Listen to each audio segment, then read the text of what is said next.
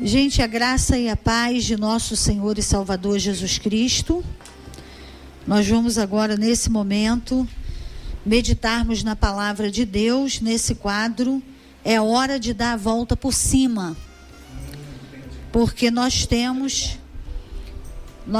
mesmo que dar a volta por cima.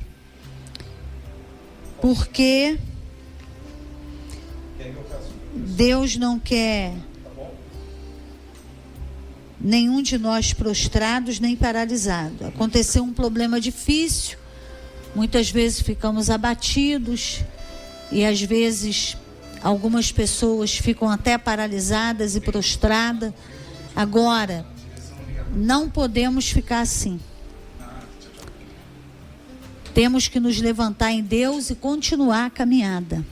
A palavra de Deus diz que aquele que leva a semente andando e chorando, voltará com uma alegria, trazendo consigo os seus molhos. Então nós vemos, se Deus está falando andando e chorando, é porque coisas difíceis iam acontecer, que ia nos fazer chorar, mas Ele falou, mesmo chorando, continue.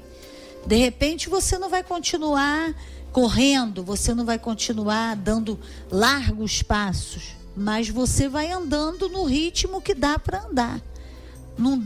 O que nós não podemos fazer é pararmos, temos que continuar.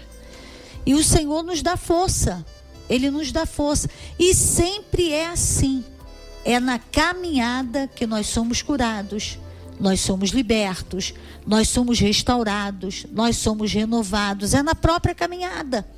Porque essa caminhada é ela que dá sentido para a nossa vida, ela dá foco, ela dá objetivo. Quando nós paramos, nós começamos a ficar sem sentido, a nossa vida vai perdendo sentido, vai perdendo significado. O nosso foco sai daquela direção de Deus, que é aquela caminhada, e fica ali naquele ambiente de prostração, aquele ambiente do problema que aconteceu, e nós começamos a cada dia piorar. Por isso que Ele falou, andando e chorando, levando a semente, voltará com alegria, trazendo consigo os seus molhos. Então, há uma necessidade de continuarmos. É preciso continuar. É preciso resistir ao inimigo e ele vai fugir de nós. Todos os pensamentos que vêm, porque ficar parado é mais fácil, ficar prostrado é mais fácil. Desistir sempre vai ser uma saída fácil. Desistir.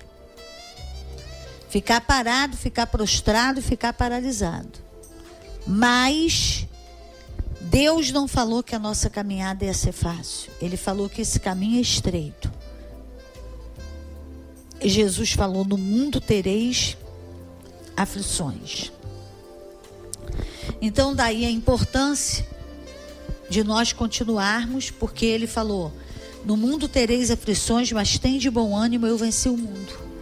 Se Ele falasse só no mundo tereis aflições, aí ia ficar, a gente só ia saber que ia ter aflição, mas e depois? E como continuar? E como vencer a aflição? E como, apesar da aflição, prosseguir? E Jesus falou, tenha bom ânimo, continua, prossiga. Paulo falou, eu esqueço das coisas que para trás ficam e avanço para as que estão diante de mim e prossigo para o alvo. Então ele teve que deixar tudo que precisava ficar para trás, ele foi deixando. Aí ele falou, agora eu avanço e agora eu prossigo para o alvo, para o prêmio da soberana vocação de Deus em Cristo Jesus. Então, ele teve problemas, muitos problemas. E ainda te digo mais, muito pior do que os nossos problemas, por pior que os nossos problemas sejam. Ele passou por muita dificuldade, mas ele continuou prosseguindo. Então, nós vemos na palavra de Deus que homens passaram por muita dificuldade e continuaram. Então, se eles continuaram, porque eles tiveram uma ajuda sobrenatural, que vem de quem? De Deus, que é o mesmo Deus nosso. O mesmo Deus que deu capacidade sobrenatural para eles, deu também para mim e para você. Dá para mim e para você também. Se eles prosseguiram em Deus, nós também vamos poder prosseguir. Então eu não posso... O que muitas vezes nós fazemos? Pegamos os exemplos errados. Eu vou parar porque fulano parou. Eu vou desistir porque fulano também desistiu. Eu vou deixar de fazer isso aqui para Deus porque fulano também deixou. Não. Eu tenho que pegar o exemplo de quem continuou, de quem prosseguiu, de quem não desistiu, de quem tomou uma decisão de mesmo cansado, de mesmo perseguido, de mesmo abatido, prosseguir. Amém?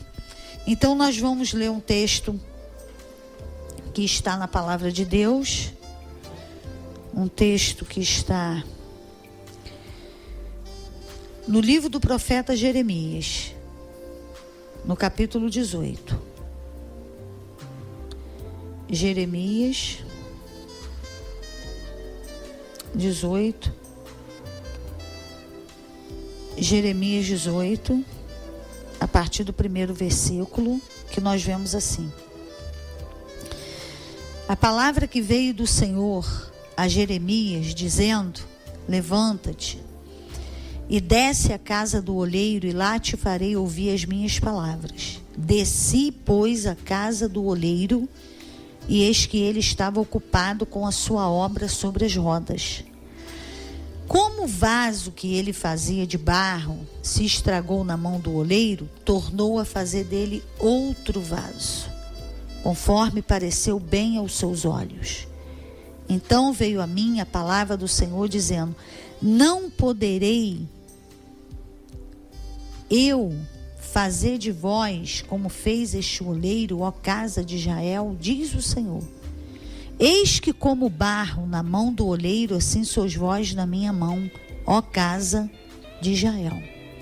Então Deus, ele sempre gostou de usar exemplos naturais para ensinar o sobrenatural, para ensinar o mover do Espírito dele, porque ia ficar mais fácil para o homem entender. Então Deus pegou aqui o oleiro, pegou o vaso, pegou o barro, os instrumentos que o oleiro trabalha, e falou com Jeremias: você vai lá e desce na casa do oleiro. E Jeremias foi para a casa do oleiro, e Deus falou com ele: eu vou fazer você ouvir as minhas palavras. Quando Jeremias chegou lá, ele viu o oleiro trabalhando com o barro e com o vaso. Ele viu que um vaso se estragou na mão do oleiro. Aí ele pegou, tornou a fazer dele outro vaso, conforme pareceu bem aos olhos dele, aos olhos do oleiro. Aí Deus estava querendo dizer para ele: ó, o meu povo, ele agora é um vaso que se estragou. Mas eu posso pegar esse vaso quebrado e fazer outro. Mas eu posso fazer outro do meu jeito, da minha maneira, da minha forma. Aí Deus começou a falar com Jeremias como que estava o seu povo, mas mesmo assim ele podia mudar as coisas. Ele podia trabalhar no seu povo, ele podia tocar no coração, ele podia tocar na mente, ele podia fazer uma grande obra no meio do seu povo. Então, o povo respondeu para Jeremias.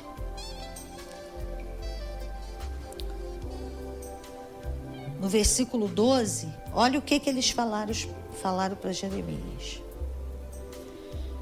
Mas eles dizem: não há esperança, porque após os nossos projetos andaremos. E cada um fará segundo o propósito obstinado do seu coração, do seu mau coração. Então, Jeremias foi lá e falou com eles, que se eles se arrependessem, se eles se quebrantassem, se eles se colocassem na mão de Deus, exatamente como o barro fica na mão do oleiro, o barro fica submisso ao oleiro, o barro ele fica sujeito ao olheiro, ele fica ali na mão do olheiro entregue, rendido, submisso. Então ele falou, se eles ficam assim na minha mão, eu vou fazer de cada um vaso novo, conforme bem parecer aos meus olhos, do jeito que eu quero fazer. Mas eles falaram para Jeremias, não, nós não vamos mudar, não tem esperança para nós vamos continuar fazendo o que nós queremos fazer. Os nossos projetos, nós não vamos abrir mão deles. Nós vamos continuar projetando o que estamos projetando e procurando executar esses projetos. Tipo assim, nós não queremos saber a vontade de Deus para a nossa vida. Nós não queremos nenhuma direção de Deus para a nossa vida.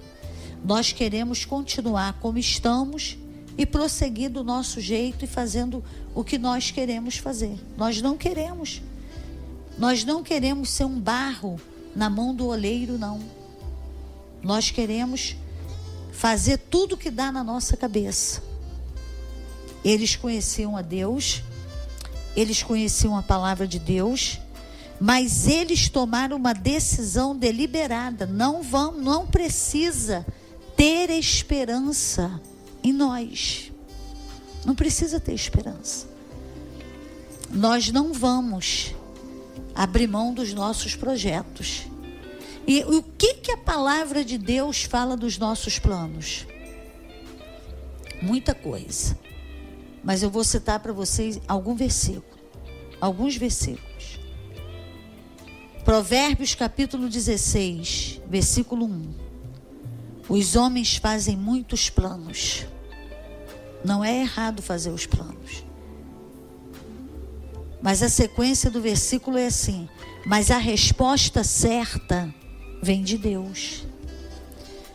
Nós pensamos, então nós fazemos plano, que não é errado. O que é errado é Deus não aprovar esse plano que eu fiz e eu insistir nele. O que é errado é eu não querer que Deus mexa naquele plano porque eu quero. A palavra de Deus ainda diz em Provérbios que há caminhos que para o homem parece direito, mas o seu fim é morte. No livro do profeta Isaías, no capítulo 55, ele disse assim, Deus falou, porque os meus caminhos não são os vossos caminhos, e os meus pensamentos não são os vossos pensamentos. Então o que Deus está falando para nós é que nós temos que colocar a nossa vida diante dele, para ele dirigir, para ele guiar e para ele fazer as escolhas para nós. Ah, mas eu não posso escolher? Pode, mas e se Deus não quiser essa escolha? Eu posso chegar para Deus e falar, Senhor, nessa situação aqui, eu quero isso. E Deus pode falar, mas não é nada disso nessa situação. Isso aí não tem nada a ver com meu plano, não é esse aí. Aí em Jeremias 29, versículo 11, ele fala assim, porque eu é que sei, Deus é que sabe. Ele está falando bem claro. Eu é que sei os planos que tenho, os pensamentos que tenho a respeito de vós. Pensamentos de paz e não de mal, para vos dar o fim que esperais. Então, vai chegando uma hora, vai chegando um momento, você começa a caminhar com Jesus e começa a andar com Ele, e quanto mais Ele caminha, quanto mais eu caminho com Ele, quanto mais você caminha, Ele quer se envolver em todas as áreas da nossa vida. Ele quer que nós apresentemos para Ele todas as áreas da nossa vida. E o caminho dele é melhor, e o pensamento dele é melhor, e o plano dele é melhor. Na hora que Deus fala não para nós, no nosso pensamento humano, aquilo para nós é muito difícil. Aquilo para nós é até uma renúncia. Lá na frente, se nós obedecermos a Deus, nós vamos ver que aquilo não foi renúncia nenhuma.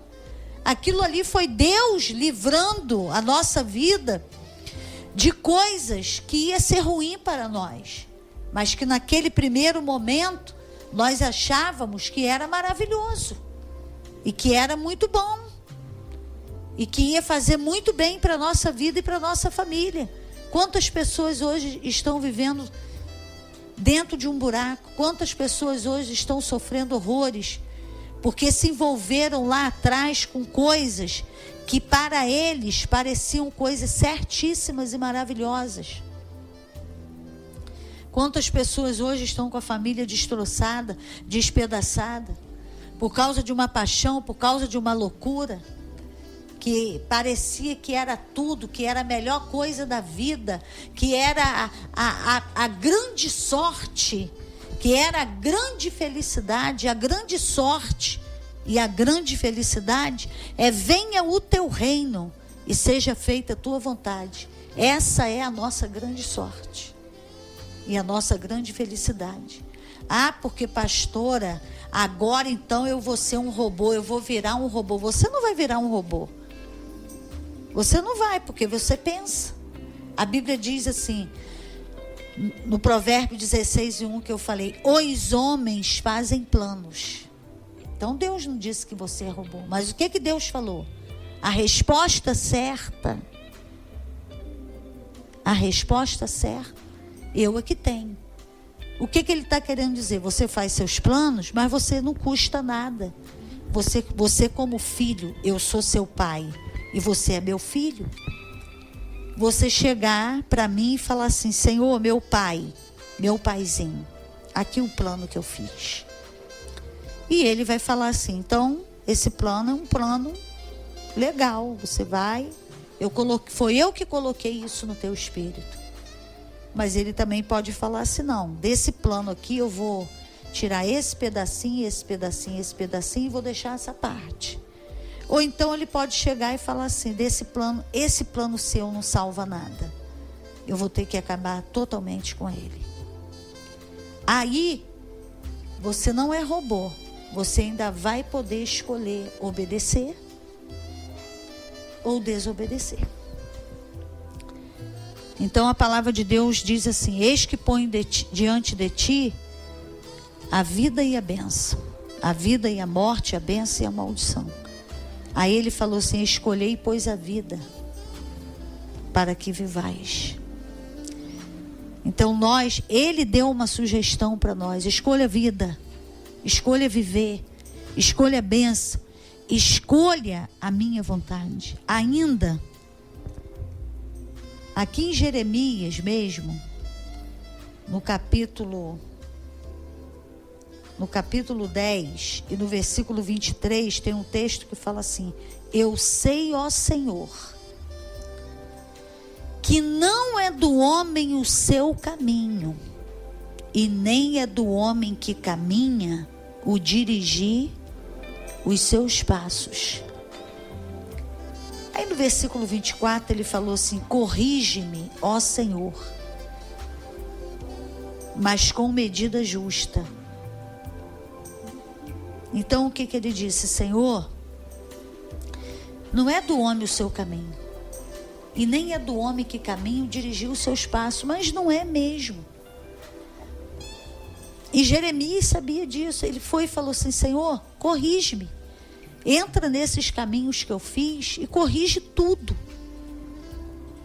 Corrige. Às vezes a gente está fazendo um documento no computador, em programas, né, específico. Aí depois que você preenche tudo, tem um item que fala assim: verificar pendências. Aí a gente bota lá, aí ele bota assim: não há pendência nesse documento. Ou então ele fala assim, pendências. Aí ele bota os itens que estão pendentes. Se você não acertar as pendências, o documento não vai. Você não consegue enviar. Se você acertar as pendências, ele vai. Então Deus pega os nossos planos e olha e verifica as pendências. Se a gente corrige as pendências, a gente vai. Se a gente não corrige, nós vamos ficar ali parado. E o pior de tudo não é ficar parado. Pior do que ficar parado é você pensar que está indo e está parado. Que coisa triste. Pior do que ficar parado é o engano de achar que está continuando, que está realizando e que está conquistando, mas no mundo espiritual, diante de Deus, no plano de Deus, nós estamos completamente fora daquilo que é a vontade de Deus e achando que nós estamos indo bem. E o profeta Isaías, no capítulo 5 dele, no versículo 20, ele fala assim: ai dos que ao mal chamam bem, e dos que ao bem chamam mal, que chama a luz de trevas e as trevas de luz, e o doce de amargo e o amargo de doce. Engano. Ai é o quê? Quando a Bíblia fala ai, é dor, é aflição, é sofrimento, que toda pessoa que está enganada vai passar por isso. Mas a palavra de Deus diz que lâmpada para os nossos pés é a tua palavra e luz para o nosso caminho. Então a palavra de Deus, ela ilumina a nossa vida, ela ilumina o nosso entendimento, ela abre os nossos olhos. Ainda aqui em Jeremias,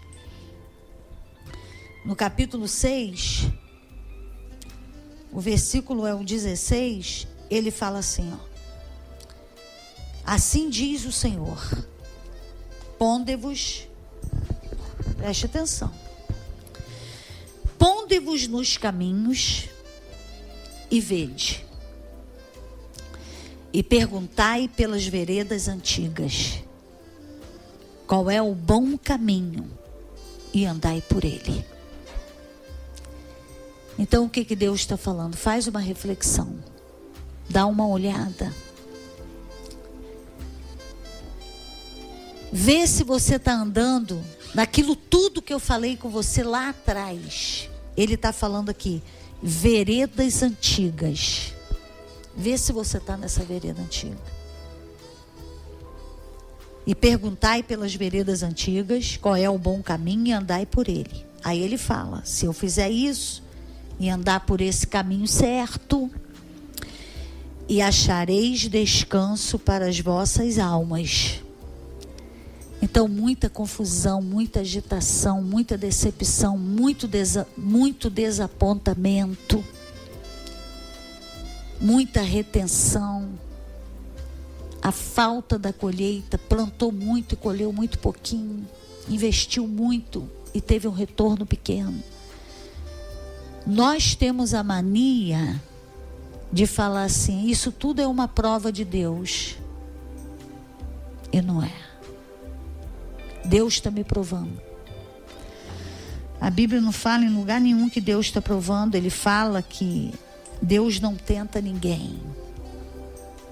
E não pode ser tentado também. A Bíblia fala que a nossa fé é provada. Mas a maioria dessas coisas aí, que eu acabei de falar, não é fé provada não. São escolhas erradas. Que na hora de escolher, o Espírito Santo foi claro para falar, não faça. E nós fizemos. Mas a gente ainda inventa que foi Deus que falou. Falou para escolher aquilo. Eu já ouvi muitas coisas, e eu mesma já disse, mas eu já ouvi muitas vezes a pessoa falar, eu vou fazer isso porque Deus mandou, e Deus não mandou nada. E quando a pessoa falou com você, você viu que Deus não tinha mandado, mas você não pode falar, a pessoa não quer ouvir. Você chegar para a pessoa e falar: Deus não mandou você fazer nada disso, ela só falta te bater. Por quê? Porque primeiro eu decido tudo. Primeiro eu planejo tudo, tenho uma resposta pronta e chego para Deus e falo: Senhor, está aqui meu plano, abençoa esse plano. Não. O plano de Deus já é abençoado, ele não precisa ser abençoado. Mas é porque eu quero impor aquele plano a Deus. Eu quero que Deus aceite o meu plano. Eu quero que Ele aceite o meu projeto. Só que Deus é o oleiro e nós somos o barro. Mas a gente quer inverter. Quer botar Deus para ser barro. E nós sermos oleiro e botar Deus para fazer tudo que a gente quer, do jeito que nós queremos. E Ele não pode emitir a vontade dele, porque tem que ser a minha. Tem que ser a minha vontade. Aí quando chega lá, coloca o plano diante de Deus, e Deus fala: eu não quero isso, eu saio dali chateado e falo: mas eu vou fazer assim mesmo. Deus não quer, mas eu vou fazer. Tem gente que fala para mim, tem gente que fala assim, sabe o que eu escuto muito? Eu vou ver o que vai dar. Isso não existe na Bíblia. Eu vou ver o que vai dar. Se a gente tem um Deus que dirige, você não vai ver o que vai dar, você já sabe o que vai dar. Porque Deus não vai falar assim: vai lá. Aí você vê o que vai dar. Se você cair no buraco, você caiu no buraco. Isso não existe. Existe isso aqui. Existe isso que eu acabei de ler. Ponde-vos nos caminhos e vede e perguntai pelas veredas antigas qual é o bom caminho e andai por ele. Aí ele fala: e achareis descanso para as vossas almas. Aí eles responderam para Deus: não andaremos nele. Não adianta, porque a gente não vai andar. Aí ele ainda falou assim: também pus atalaias sobre vós, dizendo: estai atentos à voz da buzina. Mas disseram: não escutaremos. Então eles estavam determinados a desobedecer. Quem sabe você que está me ouvindo agora, você já tem todo um plano. E você planejou tudo e agora você vai orar. Depois que você planejou tudo, agora você vai orar. E você está certo que Deus vai falar sim para você. Se Ele falar não, você está disposto a abrir mão desse plano e desse projeto?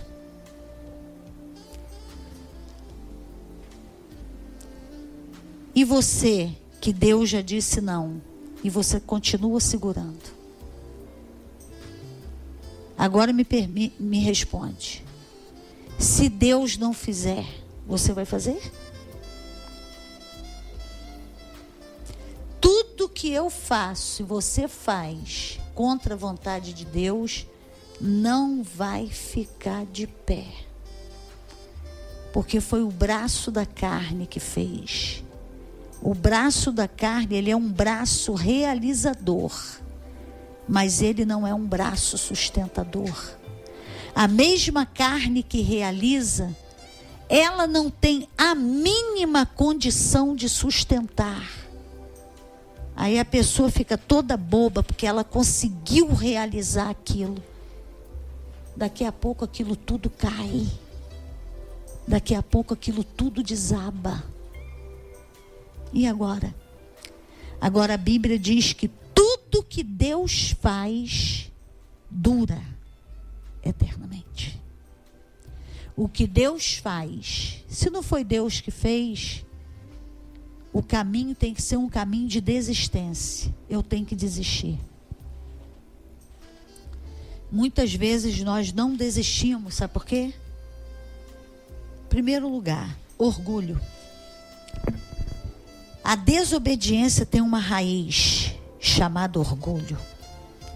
O continuar desobedecendo tem uma raiz chamada orgulho. Então a primeira coisa, eu não desisto por causa do orgulho. Eu fiz tudo agora, depois que eu já fiz tudo, que eu fiz isso e acontecer agora eu vou largar, porque não é da vontade de Deus, é ruim que eu vou largar. Ou então, a preocupação, o segundo ponto, porque eu não desisto, a preocupação com a opinião alheia. Como opinião alheia tem peso. O que as pessoas vão falar? Vão me chamar de burro, vão me chamar de bobo, vão dizer que eu fiz aquilo tudo e depois eu larguei, e depois, por que eu não vi antes? E todo mundo vai ficar falando de mim. É melhor falar de você, porque você está tomando um caminho de retorno para acertar, do que essa situação destruir você, aí todo mundo fica falando mesmo. Horrores. Que você foi para o buraco, que você foi para a destruição. A opinião alheia não vai construir nada na nossa vida. Não vai pagar suas contas, não vai te ajudar em nada. Agora Deus, obedece a Deus, porque Ele vai com você até o final. Ele vai te sustentar. Nós não estamos isentos de passarmos por situações difíceis no caminho da obediência. Mas toda situação difícil no caminho da obediência, você vai ser assistido pelo Espírito Santo. Você vai ser provido, porque um dia o profeta Elias estava num lugar seco. Deus usava corvo para levar alimento para ele. Corvo para levar alimento para ele. Quando Deus não usou mais o corvo, Deus usou uma viúva. Uma viúva que só tinha um pouco de farinha na panela e um pouco de azeite. Pois Deus multiplicou aquele azeite e aquela farinha. E sustentou a viúva, o filho dela, e sustentou o profeta até chover na terra. O Deus que envia, o Deus que planeja a nossa vida e nos coloca nesse plano, Ele garante tudo. Agora, vai para um plano que Deus não está. É afundar na certa. Então, que nessa noite, se você está num plano que não é de Deus, sai imediatamente dele. O quanto antes. Não se preocupa com o que as pessoas vão pensar. Coloca no teu espírito obedecer a Deus e fazer a vontade dele, que vai dar certo. Amém? Bom final de semana para você, em nome de Jesus. Que o Senhor te abençoe muitíssimo. Abençoe a sua vida, a sua casa e a sua família. Nós vamos orar, Pai, no poder do nome de Jesus. Abençoa teu filho, tua filha, que está ouvindo a tua palavra nessa noite. Enche eles agora do teu Espírito Santo aonde eles estiverem. Socorra eles. Dá livramento, dá segurança. Corta os laços do inimigo na vida dele e na vida dela. Vai aonde está esse homem cansado, essa mulher abatida. Levanta eles em nome de Jesus. Aqueles que estão fazendo retorno, mas já estão sofrendo por causa da provação, por causa do inimigo ficar falando que não valeu a pena fazer o retorno, mas vai valer. Daqui a pouco eles vão ver a tua poderosa mão agindo, vai dando graça para esse homem não retornar para aquilo que não é a tua vontade, vai dando graça para essa mulher não retornar, vai entrando na guerra de cada um de nós, vai guardando a nossa família, a nossa entrada e a nossa saída, e dando segurança para cada um de nós, em nome de Jesus, amém. Deus te abençoe muitíssimo, em nome de Jesus, amém.